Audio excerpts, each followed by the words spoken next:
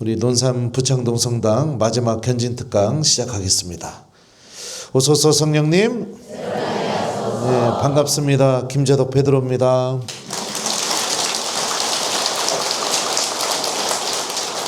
네, 무엇보다 우리 아버지 신부님 본당 와서 이렇게 견진 특강 하니까 너무너무 좋아요. 네. 주일날 저를 움직일 수 있는 사람은 이 세상에 딱 한 분밖에 없습니다.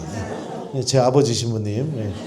외에는 저 절대 주일날 어디 안 갑니다. 우리 본당 교우들하고 같이 미사해야 되기 때문에.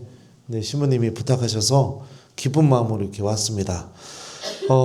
견진 성사가 어떤 성사일까요?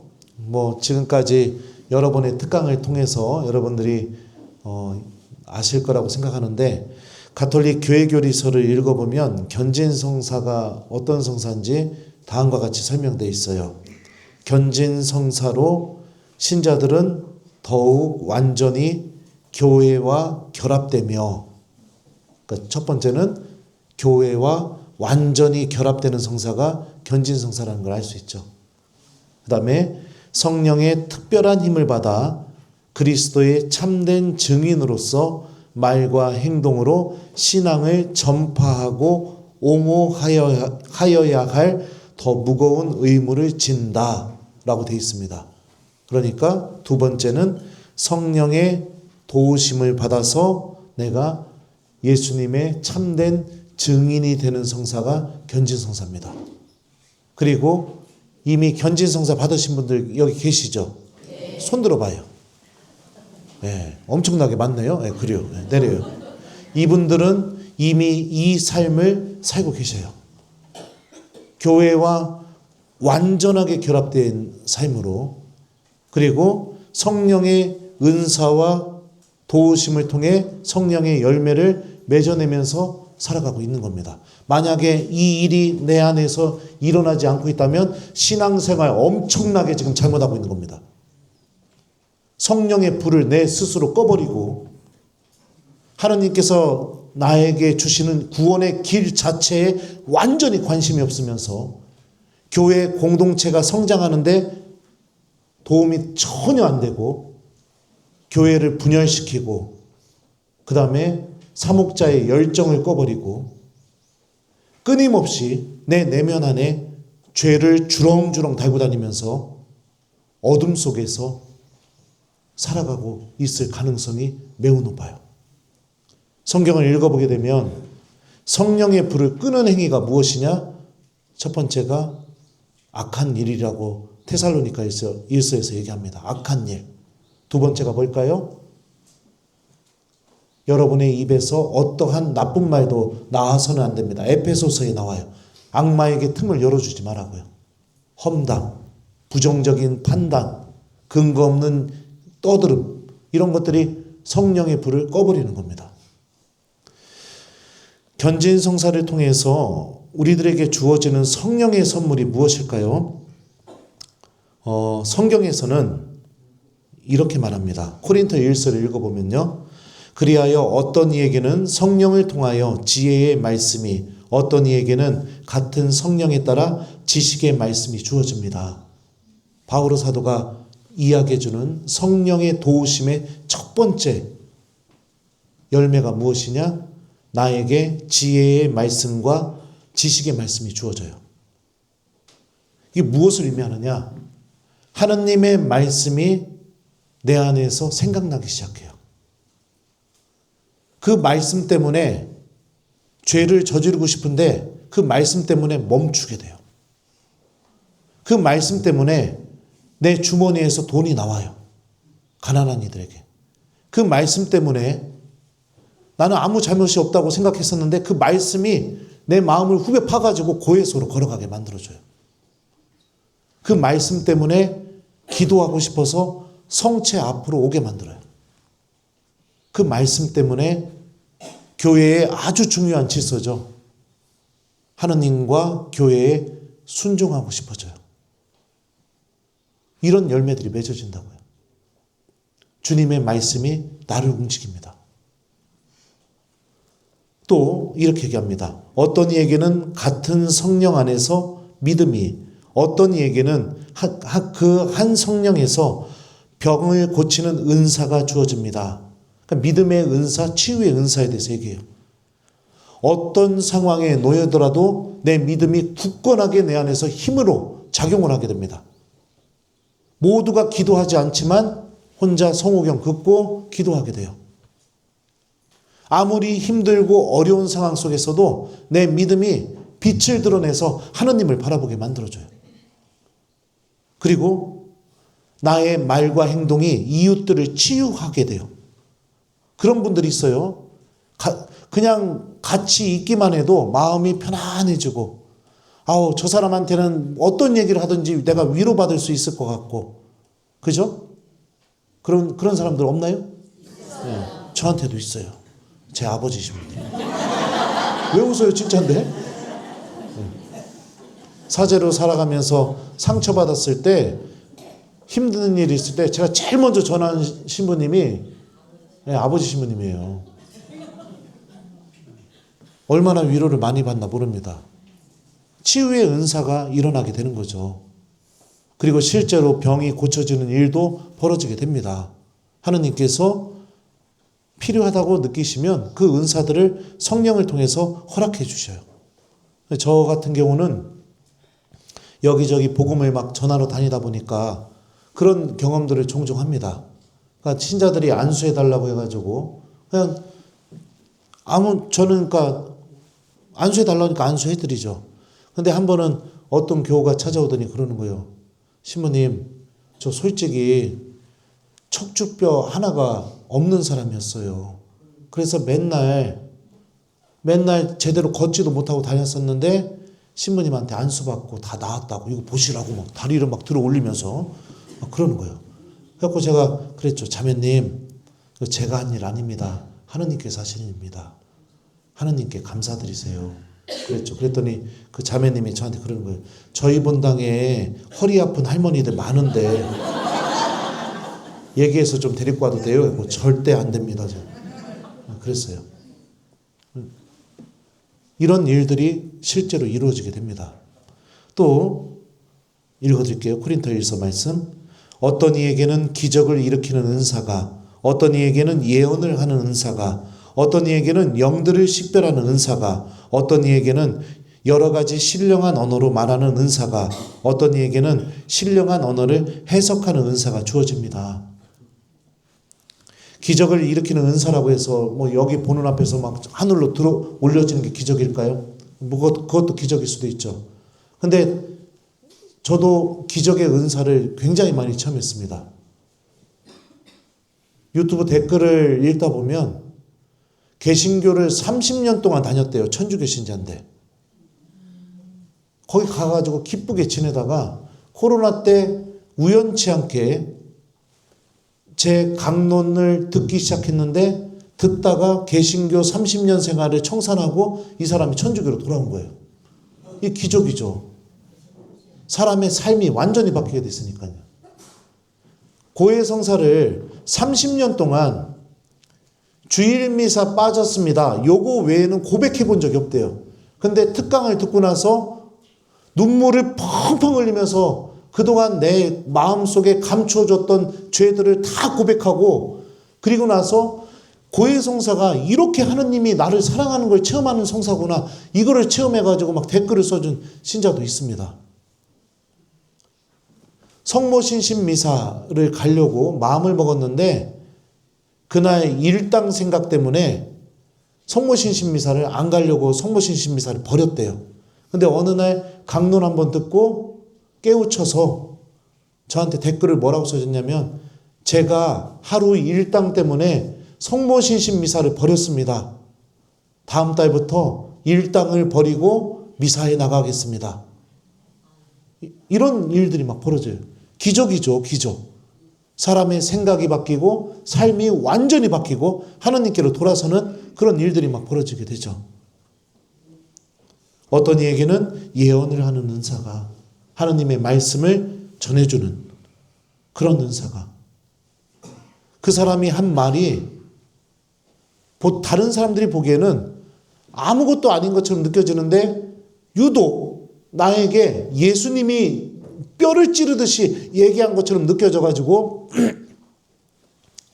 혼자 앉아서 눈물을 펑펑 흘리고 막 이런 일들이 벌어져요.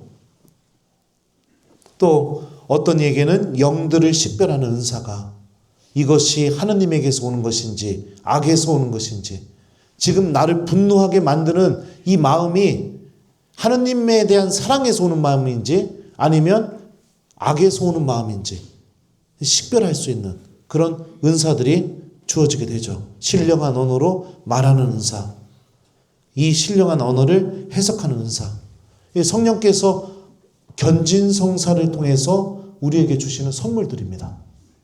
근데 만약에요, 지금 제가 설명해 드렸는데 나는 이걸 한 번도 체험해 본 적이 없다, 견진성사 받은 뒤에. 혹시 그런 분 여기 계세요? 신앙생활 무진장 잘못하시는 겁니다. 성경의 말씀은 거짓말이 아닙니다. 거짓말이 아니라고요. 내 스스로 성령의 불을 꺼버리는데 너무나 익숙하게 살아온 거예요. 그런 분들 특징이 뭐냐? 입에서 험담이 끊어지질 않아요. 끊어지질 않아요. 또 특징이 뭔지 아세요? 고해성사는 판공성사 때만 봐요. 보통 보편적으로 보면요. 기도를 거의 안 하거나 한다고 하더라도 습관이 돼버렸습니다. 기도 안에서 하느님을 만난 적이 없어요. 평일에 미사 오는 것은 상상도 할 수 없습니다. 그런 분들의 특징이. 돈은 또 쓰는데 얼마나 인색한지, 가난한 이들을 위해서는 내 주머니에 손이 들어가지 않아요. 교회를 위해서도 마찬가지입니다. 오로지 나 드러내는데, 내 이름 빛나게 만드는데, 나 돋보이게 만드는데. 그렇습니다. 하느님 구원요, 생각조차 안 하고 삽니다. 하느님 구원을 생각한다면 어떻게 그렇게 살 수가 있겠어요? 하느님 나라요, 그것도 생각 안 해요. 또 특징이 뭐냐? 복음을 전해본 적이 거의 없어요. 복음을 전해본 적이 거의 없다고. 기도는 무엇을 위해서 할까요? 돈 필요할 때. 돈 필요할 때 기도해요. 자녀들 출세해야 될 때, 입시, 취업, 건강 때문에, 내 힘으로 감당하기 어려운 일이 생겼을 때, 그때만 묵주 들고 기도합니다. 근데 여러분들 이렇게 기도해 보신 적 있어요? 주님, 이번 사순판곡 때 제가 성찰을 잘해서 정말 이 고해성사 한 번으로 하느님 당신의 자비를 깊게 체험하고 제가 정말 회개할 수 있는 그런 고해성사를 할 수 있게 도와주십시오 하고 100일 동안 묵주 들고 기도해 보는 신자 있나요? 주님, 이번 주일 미사가 하느님 자비주일입니다. 저도 이 미사를 통해 엠마오로 가던 제자들에게 말씀이 타올랐던 것처럼 미사 때 저도 말씀이 타오르고 성체를 모시게 될 때 예수님을 만나서 예수님의 자비를 깊게 체험할 수 있게 주님 저를 도와주십시오. 이렇게 하고 일주일 동안 이런 지향으로 묵주기도 드리는 신자들 거의 없어요. 거의 없다고요. 다 현세적인 것들. 기도는 그렇게 되어 있습니다. 바오로 사도가 고린토 1서에서 했던 유명한 말씀이 있습니다.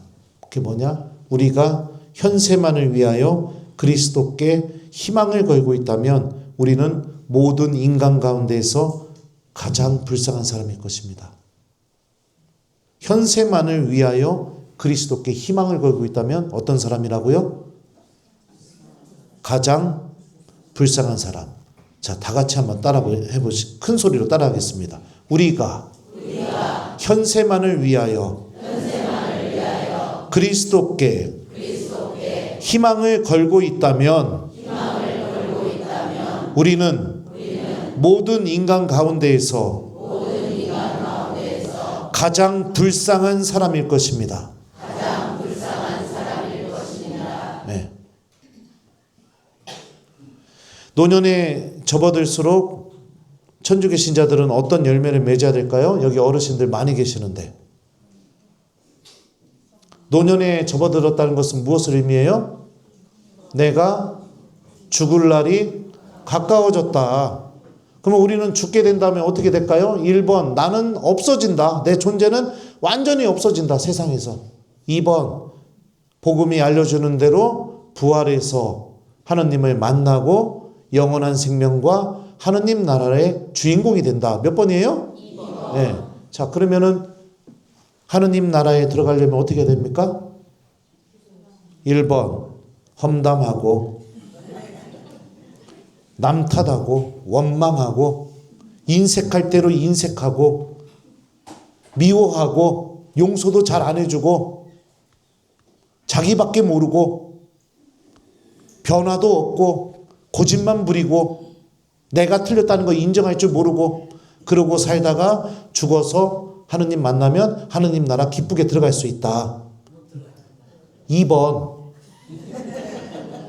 복음이 알려주는 대로 가장 작은 이에게 준 게 바로 나에게 준 것이다 라는 이 예수님 말씀으로 우리가 심판받으니 가장 작은 이들에게 사랑을 실천하고 주님께서 내가 너희를 사랑한 것처럼 너희도 서로 사랑하여라 이렇게 말씀하셨으니 내 배우자에게, 내 며느리에게, 내 자녀들에게 또 내 교우들에게 사랑한다고 더 많이 이야기해주고 주님께서 오늘 복음도 그렇잖아요. 성령을 받아라.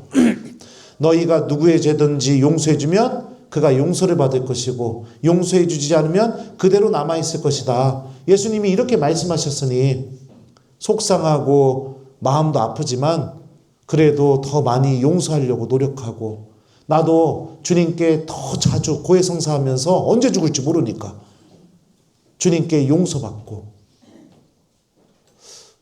그렇게 살면 하느님 만날 때 기쁘게 하느님을 만날 수 있을 것 같다. 몇 번이에요? 2번. 그러면 여러분들은 어떻게 살고 계세요? 본인이 잘 알고 있겠죠. 성령의 불을 꺼버리고 살아가는 신앙인들이 너무나 많습니다. 안타까워요. 이번 주 여러분들 부활 8일 축제 동안에 베드로에게 일어난 놀라운 일을 월요일부터 토요일까지 일독서 말씀을 통해서 우리가 듣게 되었습니다. 미사 때요. 베드로 사도 성령 강림 사건 전에 어떤 사람이었을까요? 예수님 버린 사람이었어요. 제가 그 장면을 좀 읽어드릴게요. 베드로는 안뜰 바깥쪽에 앉아 있었는데 하녀 하나가 그에게 다가와 말하였다. 당신도 저 갈릴레아 사람 예수와 함께 있었지요. 그러자 베드로는 모든 사람 앞에서 나는 당신이 무슨 말을 하는지 모르겠소 하고 부인하였다. 그가 대문께로 나가자 다른 하녀가 그를 보고 거기에 있는 이들에게 이는 나자렛 사람 예수와 함께 있었어요 하고 말하였다. 그러자 베드로는 맹세까지 하면서 나는 그 사람을 알지 못하오 하고 부인하였다. 그런데 조금 뒤에 거기 서 있던 이들이 베드로에게 다가와 당신도 그들과 한패임이 틀림없소. 당신의 말씀을 들으니 분명하오 하고 말하였다. 그때 베드로는 거짓이면 천벌을 받겠다고 맹세하기 시작하며 나는 그 사람을 알지 못하오 하였다. 그러자 곧 닭이 울었다. 이렇게 표현되어 있습니다. 처음에는 난 당신이 뭔 말하는지 모르겠어요. 그러다가 두 번째는 어떻게 해요? 나는 예수님 정말 몰라요. 맹세합니다. 세 번째는 어떻게 해요? 나는 천벌을 받을 정도로 맹세합니다. 나 절대 모릅니다. 이런 거예요. 힘들고 어려운 일이 있을 때, 위기가 있을 때 언제든지 등을 돌리는 사람이었습니다. 신앙 때문에 겪게 되는 어려움이 있을 때 언제든지 예수님을 버리는 마음을 갖고 있었다고요. 근데 그런 베드로가 여러분들이 견진성사 받았듯이 성령의 특별한 도우심을 받는 오순절 성령 강림 사건을 체험합니다. 그리고 난 뒤에 베드로는 어떻게 변화됐는지 제가 월요일 독서부터 발췌해서 읽어드리겠습니다. 그때 베드로가 11사도와 함께 일어나 목소리를 높여 그들에게 말하였다. 유다인들과 모든 예루살렘 주민 여러분, 여러분은 이 사실을 알아야 됩니다. 내 말을 귀담아 들으십시오. 이 예수님을 하느님께서 다시 살리셨고 우리는 모두 그 증인입니다. 그러므로 온 이스라엘, 온 집안은 분명히 알아두십시오. 하나님께서는 여러분이 십자가에 못 박은 이 예수님을 주님과 메시아로 삼으셨습니다. 베드로가 그들에게 말하였다. 회개하십시오. 그리고 저마다 그리스도 예수님의 이름으로 세례를 받아 여러분의 죄를 용서받으십시오. 그러면 성령을 선물로 받을 것입니다. 여러분은 이 타락한 세대로부터 자신을 구원하십시오. 또 성전에서 요한하고 기도하고 나오다가 성전 문 앞에 있는 안진뱅이를 보게 돼요. 안진뱅이가 뭐 좀 주겠지 하고 베드로를 쳐다보니까 베드로가 어떻게 얘기하느냐? 이렇게 얘기합니다. 나는 은도 금도 없습니다. 그러나 내가 가진 것을 당신에게 주겠습니다. 나자렛 사람 예수 그리스도의 이름으로 말합니다. 일어나 걸으시오. 어떤 은사가 발동이 돼요? 치유의 은사가 힘을 드러내게 돼요. 예수님을 전하려고 하니까. 베드로는 이제 겁쟁이가 아닙니다. 성령을 체험하고 나서요. 예수님을 전하는 사람으로 완전히 바뀌게 되었습니다. 감옥에 갇혀도 박해를 당해도 어려움에 부딪혀도 이제 예수님 모른다고 하는 사람이 아니라 오히려 그걸 더 기쁘게 받아들이면서 주님을 전하는 사람으로 바뀌게 되었다고요. 이게 성령께서 오시게 되었을 때 우리 안에서 일으키는 힘입니다. 변화요. 두 번째는 뭐예요? 복음을 전하는 삶. 복음이 나를 움직이는 삶. 성경은 이런 삶을 두고 뭐라고 얘기하는지 아십니까? 신앙생활이라고 얘기합니다. 신앙생활. 믿음이 나를 움직이는 삶. 그러면 그 믿음의 지향점이 뭐예요? 말씀이 증언하고 있는 예수님을 지향하고 있죠. 믿음과 말씀은 뗄래야 뗄 수가 없습니다. 그래서 바울은 로마서에서 뭐라고 얘기합니까? 그러므로 믿음은 들음에서 오고 들음은 그리스도의 말씀으로 이루어집니다. 솔로몬 주랑에서 베드로가 설교를 합니다. 백성에게요. 이렇게 말합니다. 그러므로 회개하고 하느님께 돌아와 여러분의 죄가 지워지게 하십시오. 그러면 다시 생기를 찾을 때가 주님에게서 올 것이며 주님께서는 여러분을 위하여 정하신 메시아 곧 예수님을 보내주실 것입니다. 최고의회에서도 이렇게 말해요. 박해를 당하는데요. 예수님의 이름으로 더 이상 얘기하지 말라고 하는데 베드로가 뭐라고 얘기하느냐? 그분 말고는 다른 누구에게도 구원이 없습니다. 사실 사람들에게 주어진 이름 가운데에서 우리가 구원받는 데 필요한 이름은 하늘 아래 이 이름밖에 없습니다. 하느님의 말씀을 듣는 것보다 여러분의 말씀을 듣는 것이 하느님 앞에 옳은 일인지 여러분 스스로 판단해 보십시오. 우리로서는 보고 들은 것을 말하지 않을 수 없습니다. 신앙이 창피한 게 아닌 게 됐어요. 하느님이 부끄러운 분이 아닌 분이 됐다고요. 알리지 않고는 도저히 내 안에서 가두어둘 수 없는 그런 분. 이게 바로 여러분들 견진성사의 은총인 거예요. 근데 제가 아까도 말한 것처럼 베드로가 하는 이 이야기는 나하고는 뭐 별로 상관도 없고 아니면 신부님이 하는 얘기를 들으면서 나네 아이고 내 얘기하시네 나 혼내시네. 만약 그렇게 느낀다면 사랑하는 우리 교우 여러분들 죽을 때까지 그렇게 살고 싶습니까? 신부님이 특강 때 하는 말이 나네 내 얘기하시네 나 혼내네 이렇게 느껴진다면 그때만 그렇게 뼈아프게 느끼고 미사 끝나고 집으로 가셔서는 다시 변화도 없이 죽을 때까지 그렇게 살고 싶냐고요. 성령 하느님께서 나를 움직이시는 체험을 해보고 싶지 않아요? 네? 성령께서 살아계시다는 거, 성경이 증언하고 있는 이 놀라운 일을 나도 맛보고 싶지 않냐고요. 그래서 하느님 체험이 내 안에 가둬둘 수가 없어서 그냥 내 스스로 누가 시키지도 않았는데 가가지고 막 이야기를 하고 믿음이 막 나를 움직이고 이 체험을 해보고 싶지 않냐고요. 그러면 그냥 죽을 때까지 그렇게 사시오 그러면. 그리고 뭐 연옥을 가시던 뭐 지옥을 가시던 난 모르겠슈.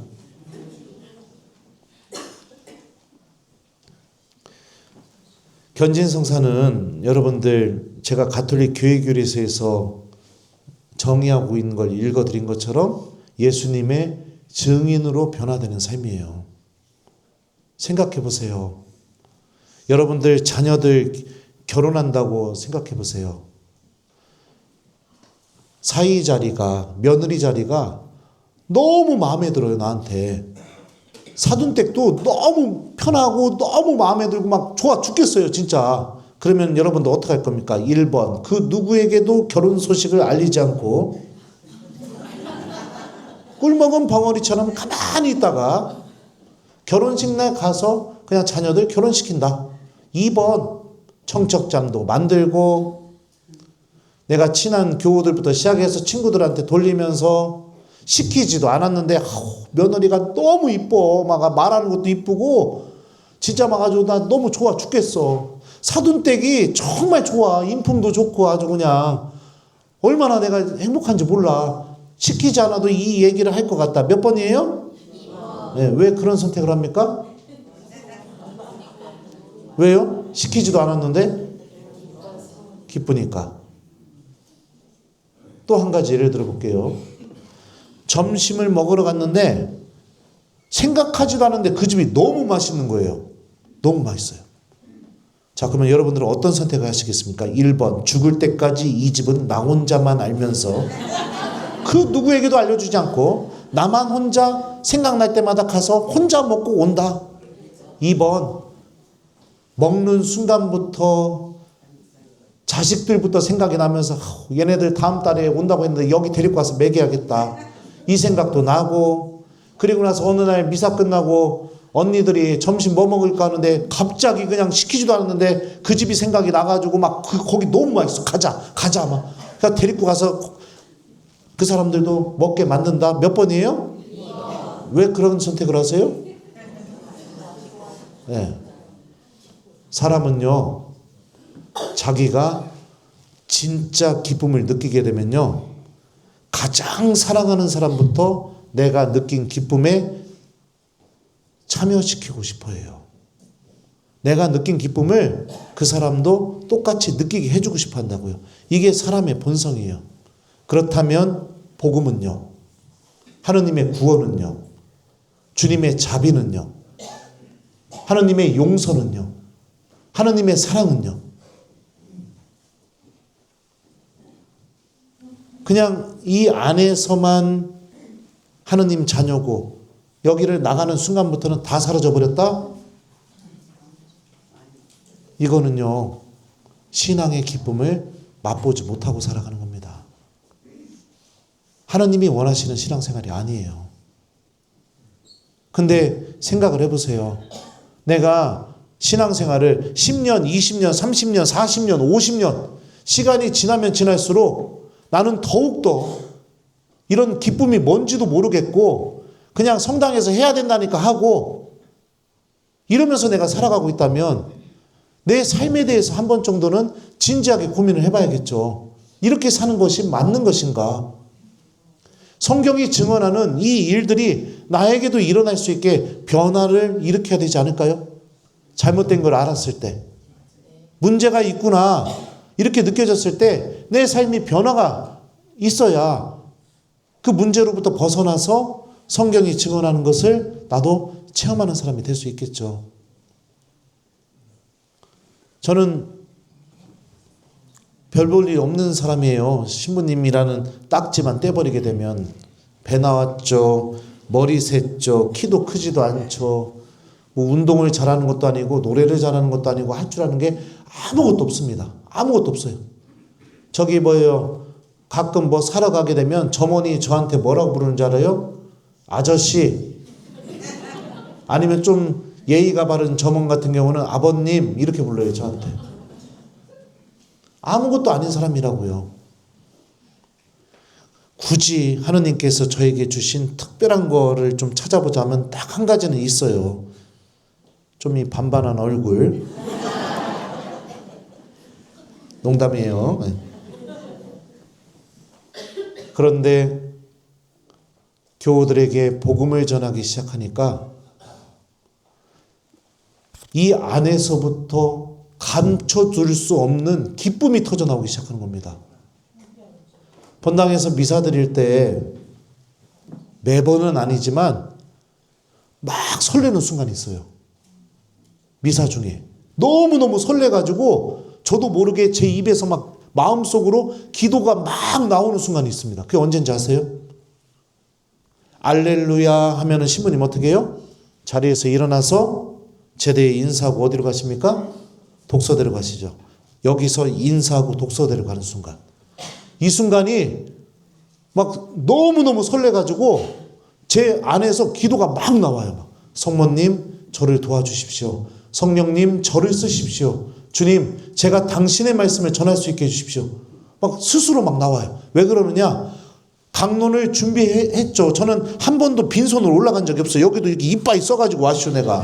근데 중요한 게 뭐냐면 이 앞에 쓰는 순간 저도 궁금해요. 오늘 성령께서 저를 통해서 어떤 말씀을 하실까? 준비한 원고 이상으로 하느님께서 성령을 통해 제가 전혀 예상하지 못한 하느님의 말씀을 제 입에서 나오게 해주니까 그게 너무 설레이는 겁니다. 제가 뭐라고 제가 했던 강론 한 번으로 개신교를 30년 다니던 사람이 개신교를 청산하고 돌아오겠습니까? 제가 뭐라고 하루 일당을 버리고 미사에 오겠다고 하는 신자가 나타납니까? 제가 뭐라고 그동안 꽁꽁 감춰뒀던 고해 성사를 죄를 다 쏟아내면서 눈물을 흘리게 만듭니까? 성령께서 이루어주시는 일들이죠. 너무너무 행복해요. 막 이게 멈출 수가 없을 정도로 행복해요. 세상에 드러나게 되면 여러분들 좋을 것 같죠. 저 어제도 우리 본당 레지오단원들하고 베론 성지 다녀왔어요. 갔더니 신자들이 무진장 거기에 온 거예요. 베론 성지 본당 신부님들하고. 근데 우리 본당 교우들하고 앉아서 밥 먹을 때, 커피 마실 때, 산보할 때, 그 다음에 최양업 신부님 무덤으로 이렇게 순례하러 갈 때 얼굴도 모르는 자매들이 막 달려와가지고 팔짱을 끼고 막 사진을 찍자고 하고 막 그럽니다. 그랬어요. 그거 좋을 것 같죠? 너무너무 힘듭니다. 너무너무 힘들어요. 심지어는 어디 갈 때 고속도로에서 잠깐 화장실 가려고 차 세우고 나서 고속도로 휴게소에서 화장실 가는 그 길에 어떤 자매 둘이 막 달려오는 거예요. 설마 저한테 달려오는지 몰랐죠. 근데 달려오더니 팔을 확 끼는 거예요. 내가 알지도 못하는 자매가. 그러더니 딱 이러는 거예요. 어머 신부님 팬이에요. 이러는 거예요. 어디 가나 저를 알아보는 사람이 있어요.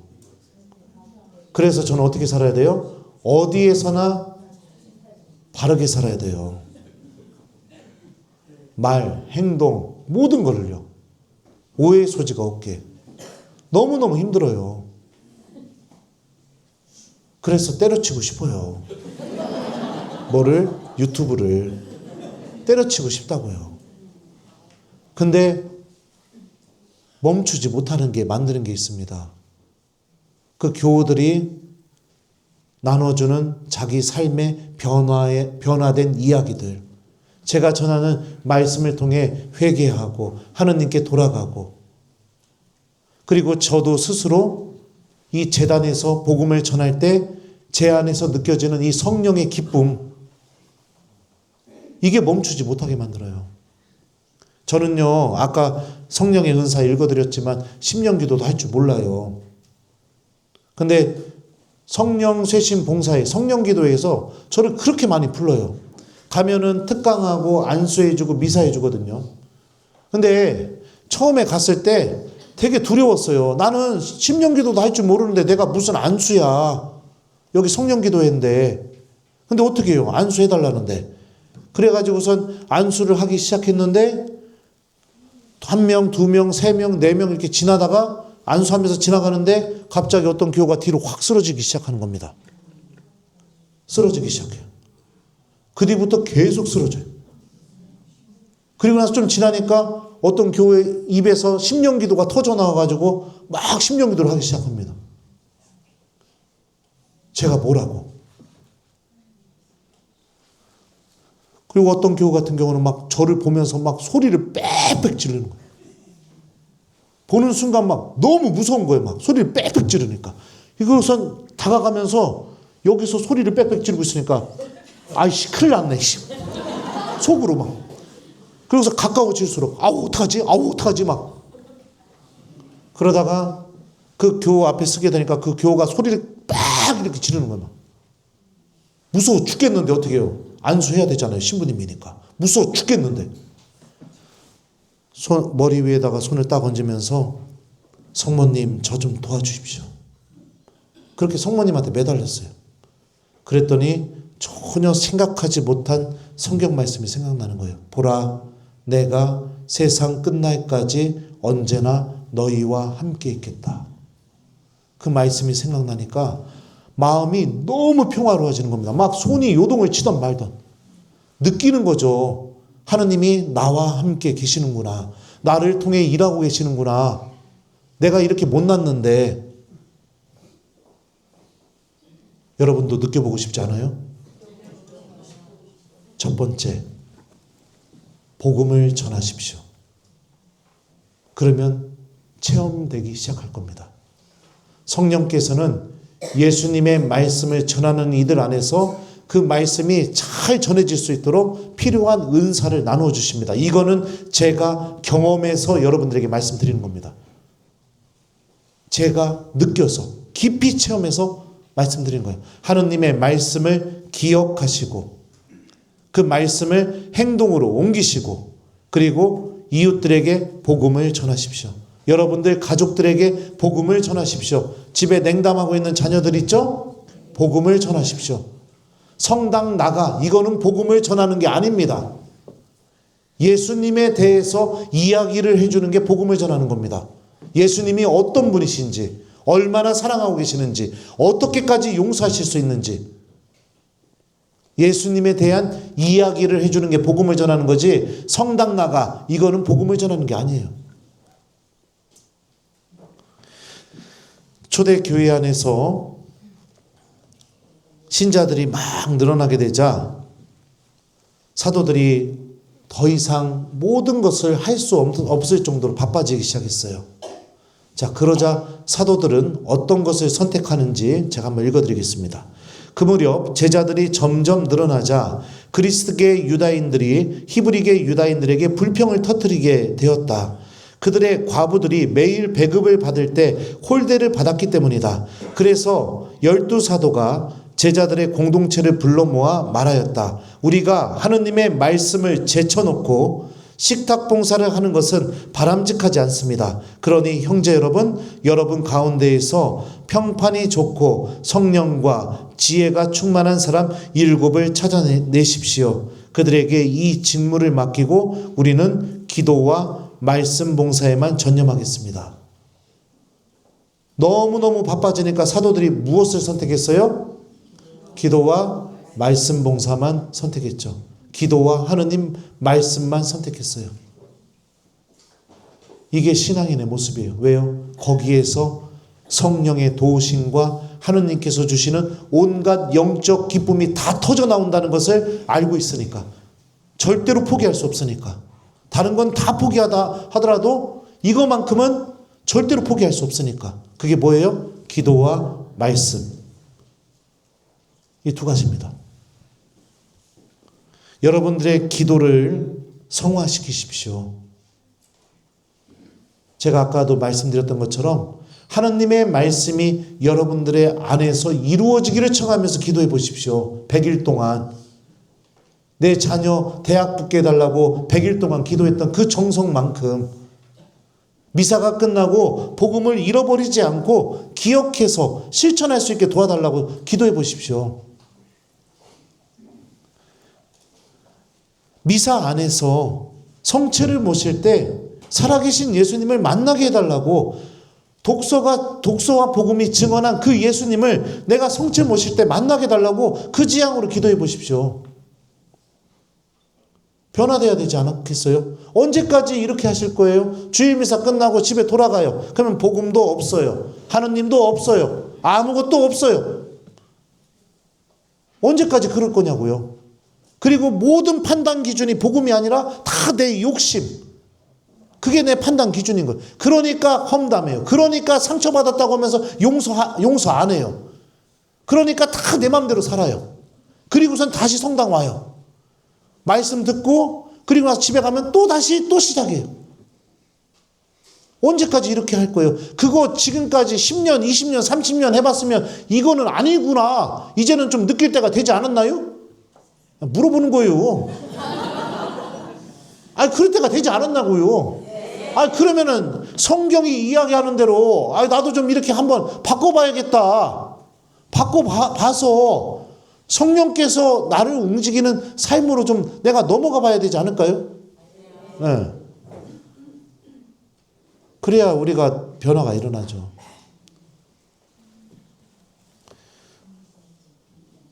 견진성사를 준비하고 있는 우리 견진 대상자 교우 여러분들 손 드세요. 네, 손 번쩍 들어요. 네. 네, 이뻐라. 손 내려주세요. 여러분들 특별히 오늘부터라도 성모님과 함께 묵주기도 하십시오. 지향은 성령의 은사가 견진성사를 통해 내 안에서 힘을 드러낼 수 있게 도와달라고 청하면서 묵주기도 하십시오. 사도들은 성모님과 함께 기도하다가 성령 강림 사건을 맞이하게 됐어요. 견진성사 받을 때 주교님이 여러분들 이마에 크리스마스 성류 발라주시고 안수해 주실 겁니다. 그리고 나서 그 평화 인사 한번 주교님하고 하고 그리고 끝이에요. 이게 뭐요? 이렇게 느껴질 수가 있어요. 이게 뭐요? 할지 모르겠지만 중요한 건 뭐냐? 견진성사를 받았을 때 성령의 선물을 다 받았다고 믿고 제일 중요한 게 뭐예요? 묵주 들고 복음을 전하러 다니기 시작하면 됩니다. 그러면 성령 체험이 일어납니다. 우리 견진 대상자 여러분들만이라도 이 체험을 꼭 하셔서 기존에 견진성사 받은 이들이 여러분들의 모습을 보고 회개하고 나도 저렇게 살고 싶다. 이 마음이 들게 해주십시오. 성령께서 도와주실 거예요. 성모님께서도 도와주실 겁니다. 또 성령의 은사가 왜 우리에게 주어지는지에 대해서 바오로 사도는 이렇게 말합니다. 은사는 여러 가지지만 성령은 같은 성령이십니다. 직분은 여러 가지지만 주님은 같은 주님이십니다. 활동은 여러 가지지만 모든 사람 안에서 모든 활동을 일으키시는 분은 같은 하느님이십니다. 하느님께서 각 사람에게 공동선을 위하여 성령을 드러내 보여주십니다. 성령께서 우리에게 선물을 주시는 이유가 뭐냐면 공동선을 위해서 선물을 주셔요. 내 개인적인 욕심을 위해서는 은사가 힘을 드러내지 않는다는 겁니다. 교회 공동체의 전체의 유익을 위해서 성령의 은사가 힘을 드러내기 시작하는 거예요. 그런 분들이 있어요. 성령기도에 갔다 와가지고 10년 기도한 게 너무 기뻐가지고서 구역 모임 가서 생활 나눔 하는데 갑자기 거기서 혼자 자기 차례 되니까 10년 기도를 막 이렇게 하시는 건데 이거 은사를 잘못 쓰는 겁니다. 교회 공동체의 유익을 위해서 우리 논산 부창동 본당 공동체가 더욱더 하나님 말씀으로 성화되고 더욱더 일치하고 오늘 일독서 말씀처럼 빵을 쪼개고 미사를 사랑하고 그죠? 함께 모여 기도하고 복음을 전하고 이런 공동체가 될 수 있게 이 목적을 위해서 성령께서 우리들에게 특별한 선물을 주신다는 겁니다. 그래서 특별히 여러분들 기도하는 삶 하느님 말씀을 전하는 삶. 이 두 가지가 성령 체험하는데 아주 탁월한 도움을 준다는 거 기억했으면 좋겠어요. 두 번째는 죄와 타협하지 않는 삶입니다. 죄와 타협하지 않는 삶이에요. 죄가 왜 위험하냐면요. 하느님에 대한 사랑을 다 빼앗아가는 게 죄입니다. 죄가요. 하느님에 대해서 왜곡되게 인식하게 만들고, 그리고 하느님에 대한 열린 마음이 다 닫아져 버리게 만드는 게 바로 죄가 갖고 있는 힘이에요. 아담과 하와가 죄 짓고 나서 처음으로 했던 행동이 뭐예요? 무화과 나무잎으로 옷을 만들어 입었어요. 죄 짓기 전에는 어떻게 하고 다녔나요? 빨개 벗고 다녔어요. 하느님한테 빨개 벗은 모습을 보여줬다고요. 여러분들 생각해봐요. 지금까지 살아오면서 여러분들 빨개 벗은 모습 누구한테 보여줬어요? 예?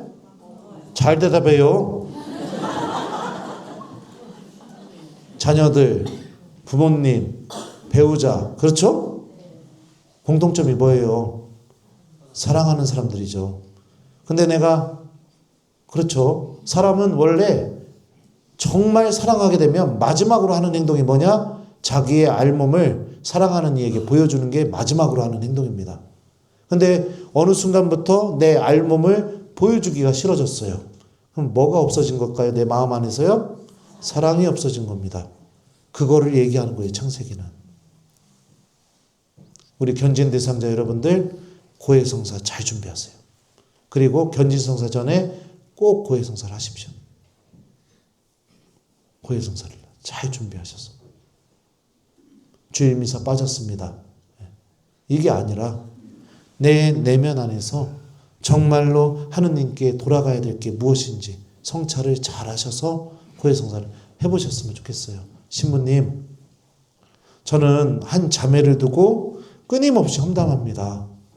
그런데 성체 앞에 앉아서 제 자신을 들여다보니 그 자매가 갖고 있었던 조건을 제가 너무 부러워하고 시기했던 것 같습니다.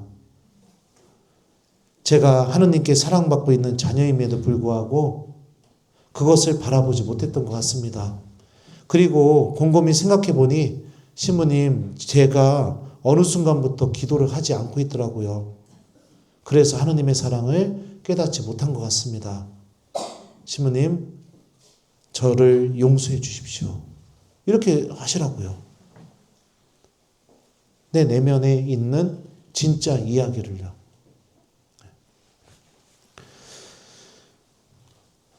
어느 순간부터 고해성사를 싫어하기 시작하게 되면 성령은 우리 안에서 힘을 드러낼 수가 없어요. 사람이 지을 수 있는 죄 중에 가장 큰 죄가 뭘까요? 1번 전 보러 가는 거, 2번 사람 죽이는 거, 3번 간음하는 거, 4번 도둑질하는 거. 뭐 몇 번이에요? 저는 성서를 공부한 입장에서 제 개인적인 의견으로는 사람이 지을 수 있는 죄 중에 가장 큰 죄는요, 고해성사 안 보려고 마음 먹는 거. 왜요? 모든 죄는 주님께서 다 용서해 주시거든요. 내가 고해성사를 안 하려고 마음 먹는 건 하느님 앞에서 내가 어떤 마음을 먹는 거예요? 하느님이 나를 용서하지 못하게 만드는 겁니다. 주님이 나를 새롭게 만들고 용서하지 못하게 만드는 거예요. 여기도 그렇겠지만 우리 원성동 성당도 어르신들이 많아요. 그러면은 병자성사가 이렇게 막 불시에 생길 때가 있습니다. 그럼 막 가요. 병자성사 가방 들고.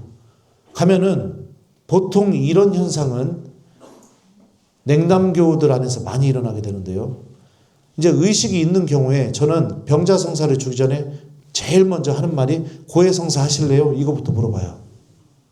그러면 하겠다고요. 그러면 제가 얘기해줘요. 형제님, 자매님, 혹시라도 모르니까 하느님께 가기 전에 마지막으로 용서받을 수 있는 기회니까 좀 성찰하시고 생각해보시고 그리고선 성사합시다. 이러고 시간을 좀 줘요. 그리고 나서 고해성사 들어가면 어떤 일이 벌어진지 알아요? 고백을 못합니다. 고백을 못해요. 내가 뭐를 잘못했는지 모르는 거예요. 안타깝죠. 그런 일이 벌어지는 겁니다.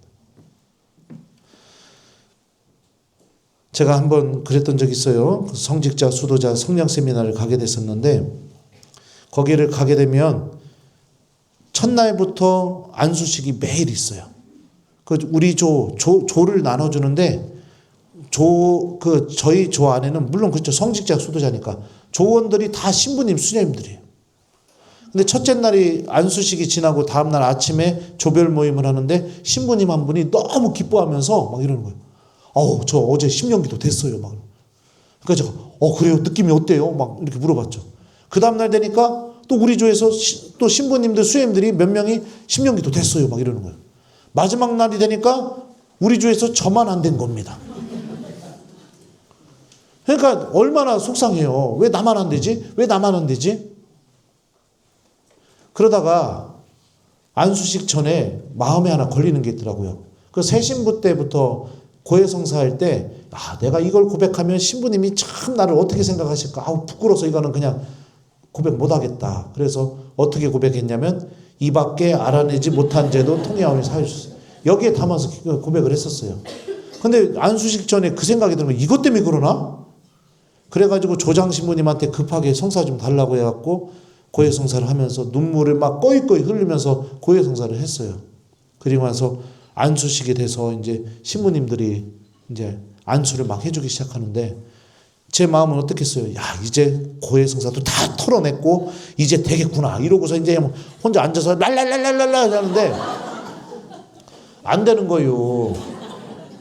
그러니까 안 되니까 사람 마음이 어때요? 우리 조에서 저만 안 됐는데 더 애절이잖아요. 그러니까 온 힘을 다해서 이게 작게 해서 그런가 하고 랄랄랄랄라 막 이렇게 하다가 제 옆에 우리 조에 앉아있는 수녀님이 심령기도를 막 하다가 제가 랄랄랄랄라 이러니까 저하고 눈이 마주친 거예요. 그랬더니 그 수녀님이 저를 보더니 파 하더니 막 웃는 거예요. 막.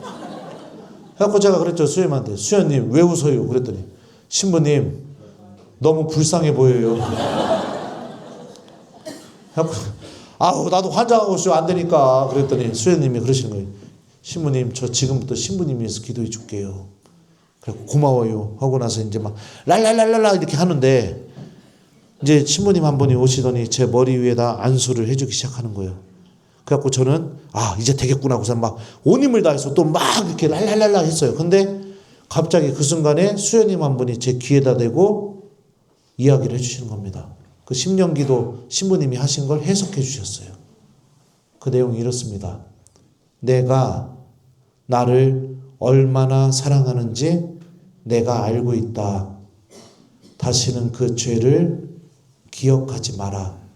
내가 내 안에 성령의 불을 놓겠다. 그 소리를 듣자마자 울음이 이 배에서부터 터져나오더라고요. 안수식 끝날 때까지 우느냐고 심령기도를 그때 못했어요. 근데 그 뒤부터 일어난 변화가 뭔지 아세요? 기도하고 싶어지는 겁니다. 계속 기도하고 싶어지는 거예요. 너무너무 기도가 막 너무너무 하고 싶은 거예요. 시도 때도 없이. 한 번의 고해성사가 이렇게 성령의 은총을 충만히 받게 해줘요. 그래서 우리 견진 대상자 여러분들 고해성사를 사랑하세요. 그래서 이제 끝내야 될 것 같네요. 신앙생활이라는 게 무엇이냐? 하느님의 말씀을 가슴에 새기고 그 말씀을 이웃들에게 전하고 실천하는 게 신앙생활입니다. 이걸 하지 않으니 나를 지배하는 모든 질서가 성령의 질서가 아니라 악의 질서가 나를 지배하게 되는 거예요.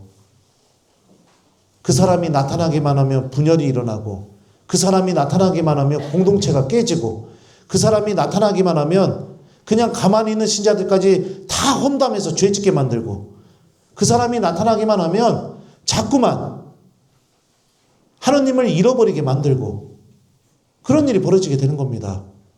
복음의 질서, 성령의 질서가 하나도 잡혀있지 않으니까요.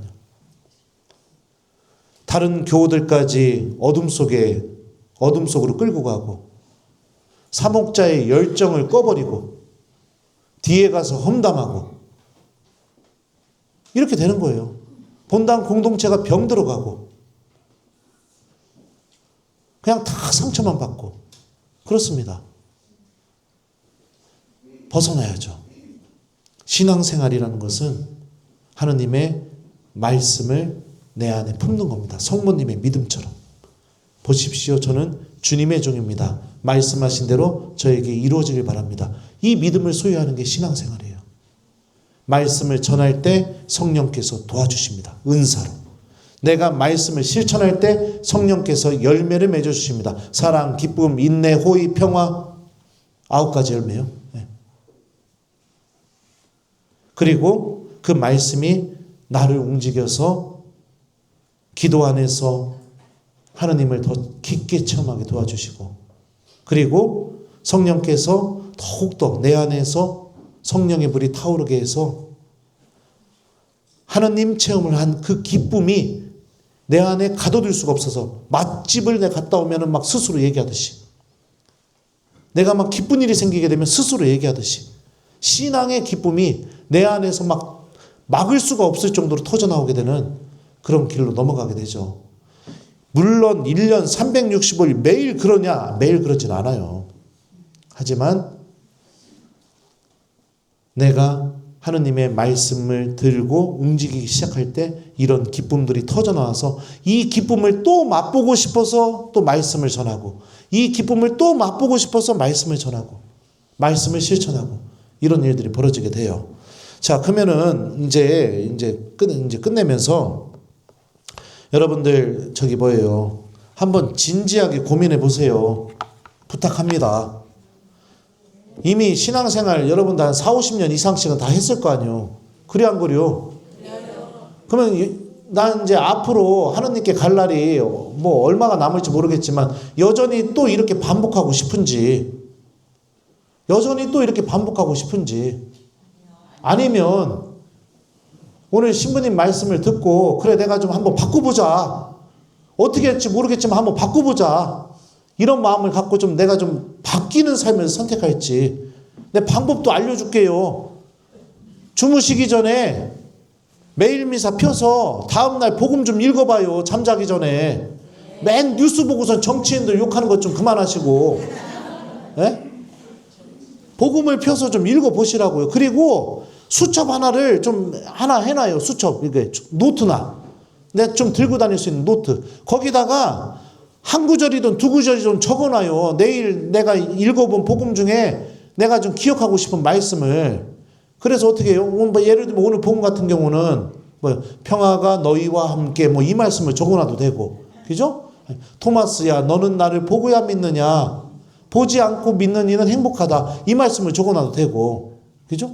뭐가 됐든지 간에 1독서든 2독서든 복음이든 적어놓고 다음날 아침에 일어나면 성호경 그면서 잠자기 전에 베개 옆에 비란박에다가 그 노트를 놓란 말이요. 그리고 나서 일어나면 성호경을 걷고 벼란박에다 놨던 그 노트를 펴서 큰 소리로 얘기를 해봐요. 그냥 평화가 너희와 함께 이러면서 일어나 보라고요. 해보라고요. 성령이 여러분들 움직인다니까요. 여러분들 배우자 깨워줄 때도 가가지고 일어나 이러지 말고요. 평화가 너희와 함께 이러면서 깨워봐요. 아니면은 이렇게 해보라고요. 토마스야 너는 나를 보고야 믿느냐. 여보 일어나.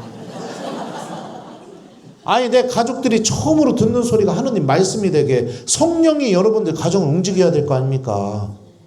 그리고 아무리 기도 안 하는 사람도 제가 보니까 식사전 기도를 하더라고요. 아무리 기도 안 하는 사람도 식사전 기도 한 번 할 때마다 주머니에 넣어놨던 그 수첩 꺼내갖고 한 번만 다시 읽어봐요. 그리고 넣고선 다시 식사하시오. 그렇게 3번만 기억하고 다시 잠자기 전에 복음을 펴서 또 읽고 한 구절 그 수첩에 적어놓고 그렇게 해보시라고요. 그러면 말씀이 차곡차곡 여러분들 안에 저장이 되고 그 말씀이 여러분들을 움직여요. 그리고 그 말씀이 여러분들을 움직일 때마다 성령께서 제가 설명해 준 대로 이 은사로 힘을 보태어 주세요. 기쁨이 터져 나와요. 자꾸 기도하고 싶어져요. 미사가 너무 소중해지기 시작해요. 이 모든 게 다 이렇게 줄줄이 사탕으로 막 이루어지게 됩니다. 해봐요. 30년, 40년 동안 이거 안 해봤다면 이제 해보라고요. 바뀌게 될 거니까. 알아서 해요. 뭐 하든 말든 나 몰라 이제 뭐. 그냥 뭐 연옥을 가든 뭘 하든 나 몰라 이제. 근데 한 번 정도는 복음이 이야기하는 대로, 성경이 이야기하는 대로 이거 한번 나도 한번 느껴보는 사람이 돼야 될 거 아니에요. 예수님한테 가기 전까지.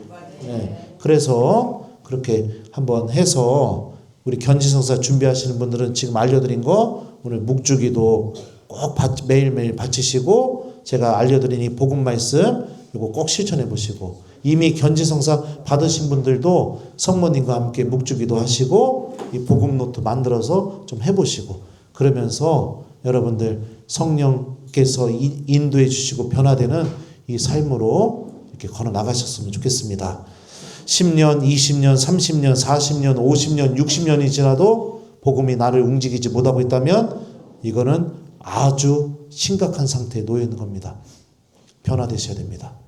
저는 여러분들이 이 변화가 일어날 수 있도록 온 마음을 다해서 오늘 미사 때 여러분들을 위해서 기도하도록 하겠습니다. 자, 그러면은 이제 진짜 끝낼게요. 감사합니다.